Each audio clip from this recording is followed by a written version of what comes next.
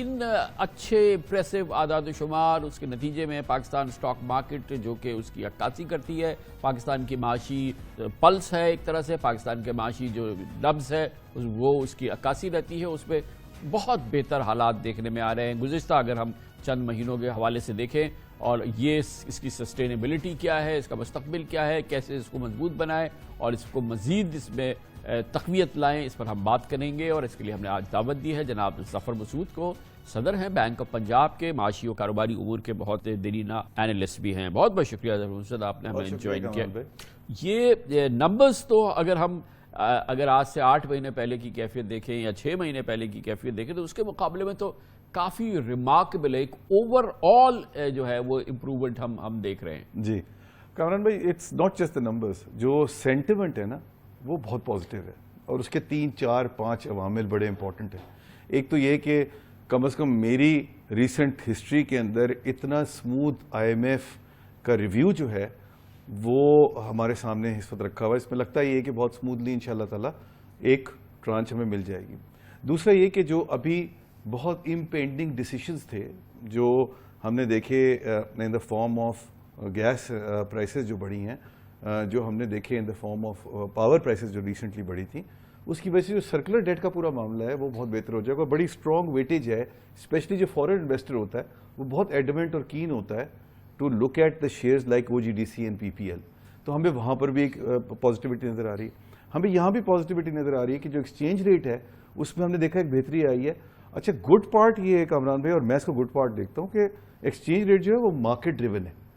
Investor is very keen to look at کہ یہ کوئی ایسا نہیں ہے کہ ہم اس کو مینیور کر رہے ہیں، بٹ اٹس مارکیٹ ڈریون۔ جہاں وہ نیچے جا رہا ہے وہیں وہ اوپر بھی آ رہا ہے، جب پریشر آ رہا ہے اٹ از فائن، یہ فینومینا چلتا رہے گا انشاءاللہ۔ مجھے لگتا ہے یہ ہے کہ انشاءاللہ دسمبر میں یہ پھر نیچے آئے گا، اس کی کچھ وجوہات ہیں۔ اور اس طرح ہی اگر ہم اور آگے دیکھتے ہیں کہ سرٹینٹی جو پولیٹیکل فرنٹ پہ ہے وہ ڈیٹ آ گئی ہے 8 فیبروری کی، تو یہ سارے عوامل مل کے جو ہیں انہوں نے ایک بہت اچھا ایک سینٹیمنٹ کریٹ کیا ہے، اور اس پازیٹیو سینٹیمنٹ کے ثمرات ہمارے سامنے آ رہے ہیں۔ 55,000 ہم نے آج تک کبھی بریک نہیں کیا ہے index, so it's good news. میں آپ کے پروگرام کے توسط سے سب کو مبارکباد دینا چاہتا ہوں۔ جی ڈیفینیٹلی، اگر ہم ابھی حالیہ تاریخ کے حوالے سے دیکھیں تو یہ بہت ہی فینٹاسٹک نیوز ہے، لیکن اگر ہم پیچھے چلے جائیں گے 2017 وغیرہ، پھر ہم اس کے لحاظ سے مارکیٹ کیپ کے لحاظ سے دیکھیں گے تو ظاہر ہے ابھی ہم بہت دور ہیں اس سے، لیکن اوور آل ظاہر ہے کہ یہ ایک بہتر کا معاملہ۔ لیکن جو تشویش کی جس کی گفتگو رہتی ہے وہ یہ ہے کہ جو ہمارے ریزروز کے معاملات ہیں، جو ہمارے سالڈ انفلوز کے معاملات ہیں، جو ہماری بیرونی ادائیگیاں ہم نے کرنی ہیں، ایکسٹرنل لائبلٹیز ہیں ہمیں کچھ 6 ارب ڈالر جو ہیں وہ آگے دینے ہیں، جس کا شاید ہمارے پاس ابھی پورا حساب نہیں ہے کیا ہوگا۔ یہ کنسرن کتنی صحیح ہے اور اس کا کیا جواب ہے اور اس کو کیسے ایڈریس کیا جائے گا؟ اور obviously IMF کی بھی یہ تشویش تو ہوگی سب سے پہلی۔ کامران بھائی، دس از اے ویری ریئل رسک، اس کو کس طرح بھی آپ یہ نہیں کہہ سکتے کہ بالکل رسک نہیں، the risk is very much there. The good news again is کہ جو $2.4 بلین کا رول اوور ہونا تھا چائنا کا وہ ہو چکا ہے، اس کی ایک فارمل اناؤنسمنٹ باقی ہے، بٹ وہ آلریڈی اگری ہو چکا ہے کہ وہ ہو جائے گا۔ اس طرح دی ایکسپیکٹیشن ہے کہ اور بہت سارے رول ہو جائیں گے۔ ڈسپائٹ دیٹ ہم اگر یہ دیکھتے ہیں کہ جو ایکسپیکٹڈ ہمارا کرنٹ اکاؤنٹ ڈیفیسٹ ہے 1.5% کے قریب، 6.5 بلین ڈالر کے آس پاس آتا ہے، بٹ اگر ہم پہلے 3 مہینے کی پرفارمنس اپنی دیکھتے ہیں تو اس میں $1 بلین سے تھوڑا سا نیچے ہمارا کرنٹ اکاؤنٹ ڈیفیسٹ آیا، تو اگر میں اسی کو آگے لے کے چلتا ہوں تو کوئی $2.5 بلین کے آس پاس ہمیں وہاں ریلیف مل جاتا ہے۔ ہماری کوئی فنڈنگ گیپ جو اس وقت ہمیں نظر آ رہا ہے وہ تقریباً 4 سے 5 بلین ڈالر کے آس پاس کی بات ہوتی ہے، تو $2.5 بلین مجھے لگتا ہے 2.5 بلین ہمیں یہاں سے مل جائے گا۔ جو سب سے امپورٹنٹ اور کریٹیکل ایلیمنٹ ہے کامران بھائی، وہ ہمارا پروگرام ہے نیکسٹ ون، EFF کی بات کر رہا ہوں، of IMF which has to be negotiated with the new government which will come in March۔ اگر وہ آ جاتا ہے تو جو ہمارے فنڈنگ کے سارے آج رسک ہیں وہ کافی حد تک سبسائڈ ہو جاتے ہیں، although there are downside risks as well۔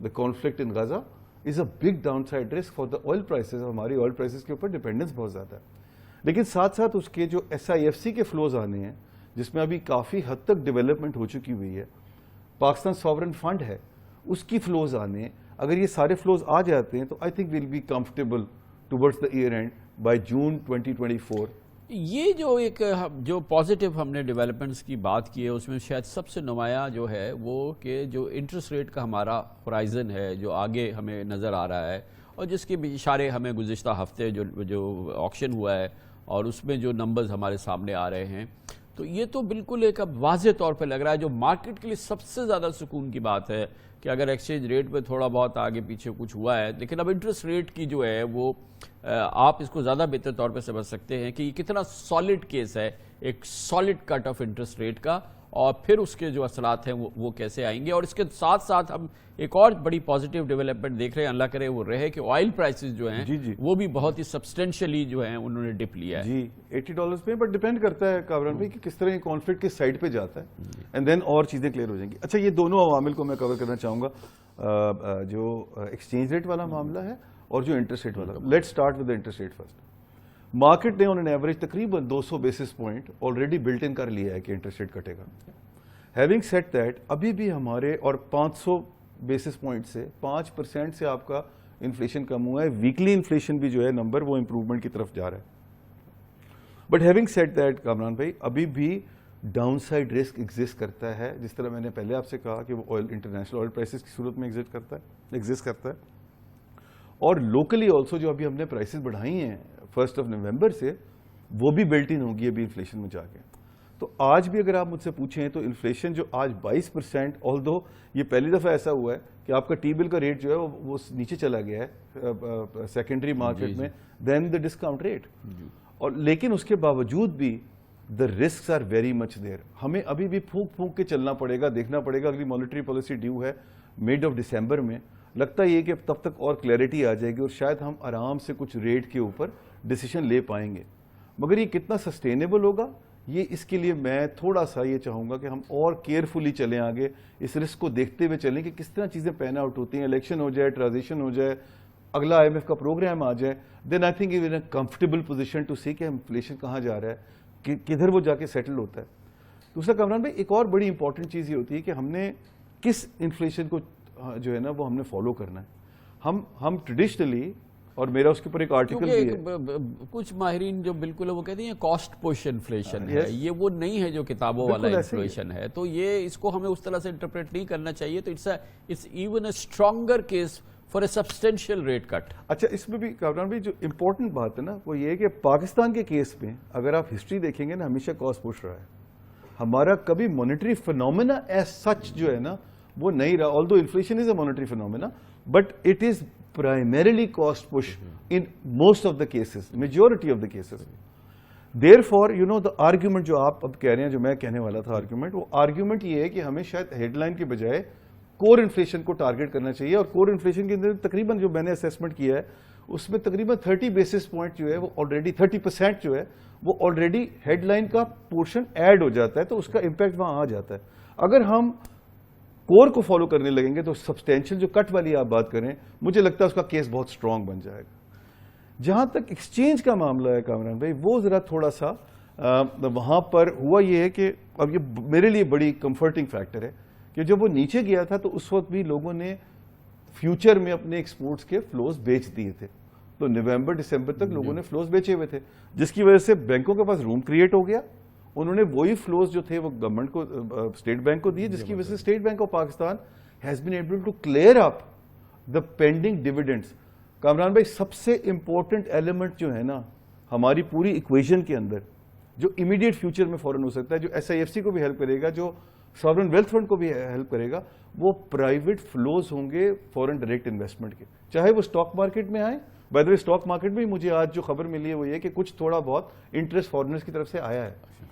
And وہ جب تک پرائیویٹ فلوز آنے شروع نہیں ہوں گے, ہماری ریکوائرمنٹ کوانٹم اتنی بڑی ہے فلوز کی کہ ہمیں G2G بھی فلوز چاہیے, مگر ہمیں پرائیویٹ فلوز کے اوپر فوکس رکھنا پڑے گا. وہ پرائیویٹ فلوز اس وقت آتے ہیں جب کرنسی کے اندر لوگوں کو پتا ہو کہ یہ مارکیٹ ڈریون ہے اور یہ کہاں جا رہی ہے.